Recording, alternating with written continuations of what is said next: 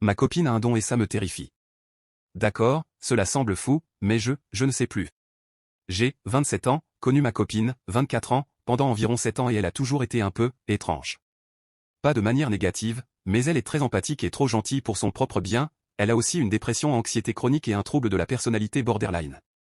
Quelques mois après le début de notre relation, elle avait cette habitude de me texter pour m'hydrater, à manger, l'étirer, relâcher mes muscles, et ainsi de suite. Honnêtement, je n'y ai pas beaucoup pensé, car ce sont des choses très courantes que les gens oublient de faire.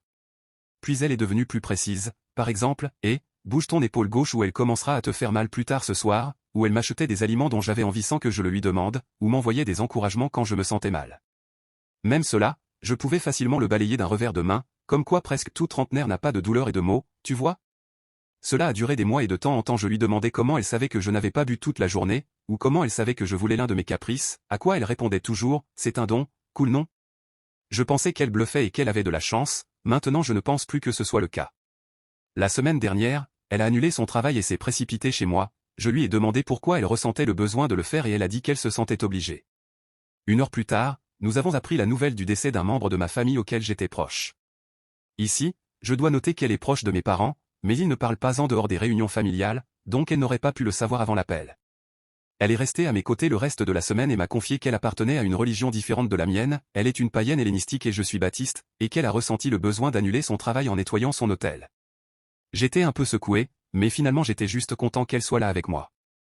Ce week-end, nous sommes allés rendre visite à son père, elle l'a suggéré car il vit en dehors d'une ville touristique et nous pourrions prendre des vacances. J'ai accepté et c'était un voyage fantastique. En chemin, elle a avoué qu'elle n'aimait pas mon travail car c'est dangereux.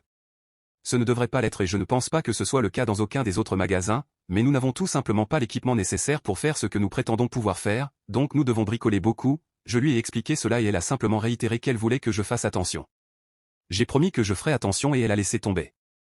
J'avais fait de mon mieux pour ne pas lui parler de la manière douteuse dont les choses se passent parfois ou du fait que nous avions récemment eu un incident au travail, mais la façon dont elle en parlait. On aurait dit qu'elle le savait. Tout au long du trajet du père de sa maison à la ville, le trajet était anxiogène. Nous parlons d'une forte pluie, plus de mauvais conducteurs, et ma voiture avait des problèmes, pourtant ma petite amie d'habitude anxieuse avec un traumatisme lié à un accident de voiture était imperturbable. Quand j'ai demandé à ce sujet lors du dîner, elle a dit qu'elle savait que nous ne ferions pas d'accident. J'ai demandé comment elle pouvait savoir ça, et elle a dit j'ai un don et que je devrais simplement lui faire confiance là-dessus. C'était difficile, mais j'ai fait de mon mieux. En la déposant chez elle, elle m'a prévenu de faire attention aux serres et de conduire prudemment. 2 affirmations plutôt normales compte tenu de l'endroit où nous vivons, mais je ne pensais pas que cela voulait dire il y aura un cerf au milieu de la route donc ne le percute pas. C'était la cerise sur le gâteau, et je ne comprends toujours pas ce don.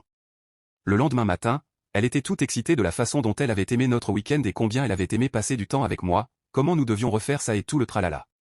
Elle a ensuite mentionné que je devais faire attention lors de la conduite là-bas, et là, aux surprises, il y a eu un accident sur mon trajet, que j'ai pu voir. Au déjeuner, elle m'a demandé si j'allais bien, et j'avais effectivement une coupure sur le bras, je suis mécanicien donc c'est courant. Je lui ai demandé si elle pouvait arrêter d'être si étrange et de juste se détendre car la vie est bizarre et je n'accroche pas. Elle a dit d'accord, mais comment crois-tu que je me sens? Je suis juste coincé comme ça. Je me suis excusé et elle a accepté de se détendre, et m'a dit qu'elle ne voulait pas me faire peur mais maintenant je suis super perturbé par elle.